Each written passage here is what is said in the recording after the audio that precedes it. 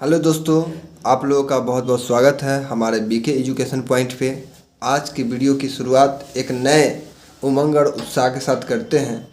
आज class 10th NCERT का exercise 3.1 का क्वेश्चन नंबर सेकेंड, ध्यान देना है, क्वेश्चन नंबर सेकेंड आज हम लोग पढ़ेंगे और इसके अच्छा से बनाएंगे। इसमें क्वेश्चन में क्या कहा गया है कि क्रिकेट के एक कोच ने 3900 रुपया में 3 बल्ले तथा 6 गेंद खरीदी। बाद में उसने एक और बल्ला तथा उसी प्रकार के 2 गेंद, ये जो क्वेश्चन 2 गेंद लिखा हुआ है क्वेश्चन गलत है, यहाँ लिखना है 3 गेंदों में 1300 रुपया में खरीदी। इस स्थिति को बीजगणितीय तथा ज्यामितीय रूप में व्यक्त करना है। क्लियर है? यानी पहले बीजगणित के रूप में बनाना है, फिर आपको बनाना है ज्यामितीय रूप में। तो सबसे पहले सिंपल सा कि इसको पहले मानना पड़ेगा, आपको लिखना होगा माना कि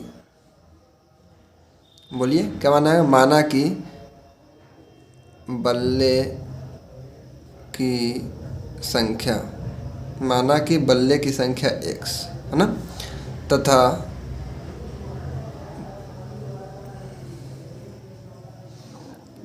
गेंदों की संख्या y। मान लिए यहाँ तक कोई दिक्कत नहीं। अब लिखेंगे प्रश्न से। क्या लिखेंगे? प्रश्न से। अब प्रश्न से लिखने आए तो देखिए, ये जो है एक बल्ला है और ये जो है एक गेंद है, समझ में आना चाहिए। लेकिन ऐसने कै गो बल्ला है? 3 गो बल्ला है। तो एक बल्ला 3x, तो 3 बल्ला कितना x? 3x। फिर एक बल्ला y, तो 6 गेंद। एक गेंद कितना है? y, तो 6 गेंद 6y इक्वल टू कितना आया बच्चा बोलो? 3900। ठीक है, इसमें से आप कॉमन भी ले सकते हैं और नहीं भी ले सकते, ये आपके ऊपर डिपेंड करता है, कोई दिक्कत नहीं। अगर चाहिएगा तो अगर कॉमन लीजिएगा तो 3 तो कॉमन हो जाएगा, x plus Y equal to, लेकिन यहाँ पर 2 लिखना होगा और यहाँ पर 39 हो गया। 3 से 39 काटिए 13 बार में और 2 को सुनना अपना जगह रहेगा। x plus 2y equal to हो जाएगा 1300। ये बहुत आसान तरीका हो गया। इसके बाद आपको क्या कहा गया कि इसमें कि एक बल्ला और 3 गेंद और खरीदा। एक बल्ला यानी बल्ला अपने जगह पर था ही, लेकिन 3 गेंद खरीदा यानी 3y। कितना हो गया बताइए? 1300। कितना हो गया? 1300। ये हमारा हो गया समीकरण सेकेंड। कोई दिक्कत, कोई प्रॉब्लम नहीं। अब इस क्वेश्चन को हमको ग्राफ पे बनाना है। अब ग्राफ पे कैसे क्वेश्चन बनेगा इसके बारे में समझना है कि ग्राफ को कैसे आसान तरीक़ा से बना सकते हैं। तो देखिए, ग्राफ के लिए आपको करना क्या है कि सबसे पहले दोनों इक्वेशन को उतारना है। पहला इक्वेशन देखिए क्या है? पहला इक्वेशन से x plus 3y equal to 1300 है ना। पहले एक गोड़ हाथ तोड़ते हैं, ठीक है, और उसके बाद दूसरा को। तो देखिए, इसको पहले क्या करेंगे, देखिए इसके लिए डायग्राम डब्बा बनाएंगे। बना दीजिए। यहाँ लिखेंगे x, यहाँ लिखेंगे y। कोई दिक्कत? अब इसमें लिखेंगे अपना मर्जी से, जैसे मान सकते हैं माना कि अब ऐसा अंक मानिए जिससे मेरे लिए आसानी हो, है ना। अगर मान लीजिएगा, अगर इसको 400 मानिएगा, माना कि y इक्वल टू 400, एकदम बड़ा मानो, तो x प्लस 3 मल्टीप्लाई बाई 400 बराबर 1300। अब देखिए x इक्वल टू हो जाएगा 1300, आई प्लस में उधर जाएगा तो 4 तिहाई 1200। कितना हो गया? 1200। अब x घटेगा, कितना हो जाएगा? 100। कोई दिक्कत यहाँ तक? देखिए, यानी y मेरा 400 तो x मेरा कितना 100? 100। तो लिखेंगे x की जगह पर 100, y मेरा हो जाएगा 400। हो गया। अब देखिए सेकेंड में क्या है, फिर लिखेंगे यहाँ पर अपना मर्जी से फिर मान सकते हैं। अगर x पर अगर आप मानते हैं 100 तो फिर वही बात आ जाएगा। इससे अच्छा है कि आप मान लीजिए इसको 400। कितना मान लीजिए? 400। x की जगह पे 400, तो x की जगह पर अगर 400 मानते हैं तो लिखेंगे यहाँ 400 प्लस 3y इक्वल टू 1300। ये प्लस उधर जाके घटेगा तो 3y इक्वल टू 1300 माइनस 400 इसको घटा देंगे तो कितना हो जाएगा, 3y बराबर हो जाएगा 900। और आपको मालूम है 3 से ही कट जाएगा कितना बार में, 300 बार में, यानी y इक्वल टू हो गया 300। कोई दिक्कत, कोई तकलीफ नहीं।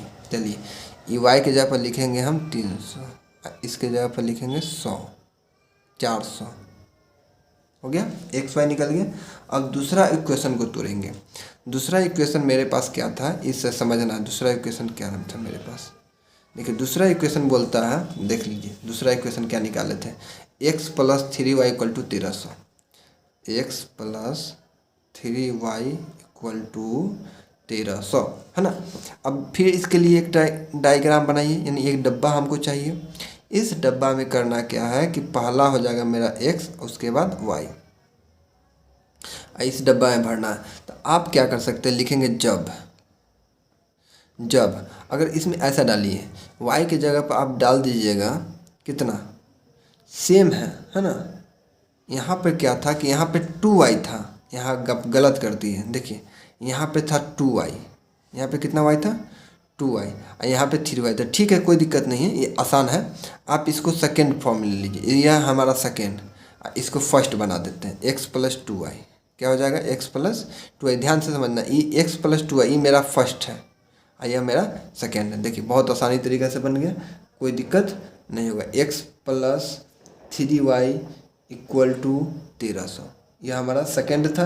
अब x plus 2y equal to 1300 ये मेरा फर्स्ट है। अब डालिए इसे y की जगह पर आप डाल सकते हैं कितना, अगर 400 डालिए, अगर 500 डालते हैं, चलिए 500 डालते हैं y की जगह पर, y 500 होगा। तो x प्लस 2 इंटू 500 बराबर 1300, तो x प्लस 1000 बराबर 1300। अब यहाँ देखिए x बराबर, ये लिखेंगे 1300 माइनस 100, 1000 ऊपर चला जाएगा, है ना। तो x बराबर घट के कितना आ जाएगा 300, यानी x आ गया मेरा 300 और y के कितना माने थे 500। प्रॉब्लम इसके बाद एकदम आसान तरीका से फिर करना क्या है कि आप y के जगह पे या फिर x के जगह पे, जिसके जगह पे आपको मानने का इच्छा मान सकते हैं। अब माने थे y, अब x के जगह में लिखेंगे जब x इक्वल टू, क्या मानेंगे बोलो, जब x इक्वल टू, इतना आसान मान लीजिए कि बहुत आसानी तरीका से, अगर 6 मानते हैं, है ना, अगर आप मान लेते हैं कि यार 5 मानते हैं, ठीक, अगर हम 500 मान लेंगे तो देखिए कितना आसानी हो जाएगा, 1 से 500, यानी लिखेंगे 500 प्लस 2y इक्वल टू हो जाएगा मेरा 1300। क्लियर। अब देखिए 2y तो अपने ही जगह पे रहेगा, 1300 तो यहाँ रहेगा, लेकिन जैसे ही उठ के उधर जाएगा तो खर्चा करेगा, काहे कि प्लस वाला है, तो उधर जाएगा तो घटाएगा, कितना हो जाएगा 500। अब 2y बराबर, इसको घटाइए कितना हो जाएगा 8 5 13, यानी 800। आपको मालूम होगा कि इससे ही कटेगा तो कितना हो जाएगा बोलो 400, यानी y इक्वल टू हो गया मेरा 400। अब यहाँ से ग्राफ खींचना, मेन है ग्राफ खींचना। आपका वैल्यू पता चल गया, यहाँ हो जाएगा मेरा 400 और यहाँ हो जाएगा मेरा 500, कोई प्रॉब्लम नहीं ना। चलिए अब इसको ग्राफ को खींचना समझिए कैसे। देखिए इतना बड़ा है तो 1 2 तो आप मान नहीं सकते हैं, 1 2 मानिएगा तो आपके उस लायक का कॉपी ही नहीं होगा, और एग्जाम में बैठिएगा तब पता चला कि इस बेंच से उस बेंच में चला जाएगा, एक एक करके मानिएगा, है ना। इसलिए एक एक करके मानना नहीं है, आपको मानना पड़ेगा 100 करके, है ना। प्रत्येक यूनिट को आपको मानना पड़ेगा कितना बोलो 100 मानना पड़ेगा, है ना। देखिए इसके लिए आपको ग्राफ देखिए खींचना बता देते हैं, एकदम बीचों बीच बनाना है। और इसमें करना क्या है कि इसको मानते हैं हम कितना, इसको मान लेते हैं y, क्योंकि हम जानते हैं कि y होता है, ये कितना होता है तो ये x डैश होता है, यह कितना होता है x होता है, ये कितना होता है तो y डैश होता है। यह लेके चलेंगे तो यह मेरा 100, क्योंकि प्रत्येक यूनिट को 100 मानना है, इसको 200, इसको 300, क्योंकि हाईएस्ट हम देख रहे हैं 500 तक गया, तो 500 तक ही खींचेंगे, क्यों आगे जाएंगे 400, यहाँ हो जाएगा मेरा 500। अगर यहाँ चलेंगे तो 100 हो जाएगा मेरा, फिर यहाँ से चलेंगे तो फिर 200 हो जाएगा, यहाँ चलेंगे तो 300 हो जाएगा, लेकिन सब माइनस में होगा, क्योंकि ऊपर इस सब में क्या होता है, ये प्लस होता है ना। यहाँ हो जाएगा फिर मेरा 400, यह हो जाएगा फिर मेरा 500, 500 तक जाना, ज़्यादा नहीं जाना, क्योंकि 500 तक भी मेरा हाईएस्ट है। इधर चलेंगे फिर हो जाएगा -100, फिर -200, इधर फिर -300, -400, -500, एक एक मान कहियो नहीं मानिएगा। जब 100 200 का बात हो तो डायरेक्ट 100 ही लेना है। 100 माइनस में, इधर माइनस में 200, माइनस में 300, फिर माइनस में 400, फिर माइनस में 500। ज़्यादा ले जाने की ज़रूरी नहीं है। अब देखिए कैसे बनेगा। सबसे पहले हमारा जो वैल्यू है, देखिए यह है x बराबर 100 और y की जगह पे कितना है 400। तो x मेरा कितना है, इधर है, तो x यहाँ 100 है और y 400, तो यहाँ पे आ गया। देखिए कहाँ आ जाएगा, देखिए यहाँ पे 100 और यहाँ 400, यानी ये हमारा हो गया 100 और यहाँ हो जाएगा 400। ये पहला फंडा था, है ना। सेकेंड फंडा में क्या है कि 400 और 300 लेना, यानी x की जगह हमको लिखना है 400 और y की जगह पे 300, तो y के मेरा करना है 300। अब इसको ऐसे बनाएंगे, देखिए ऐसे लाइन आया तो इसको काटेंगे पहले।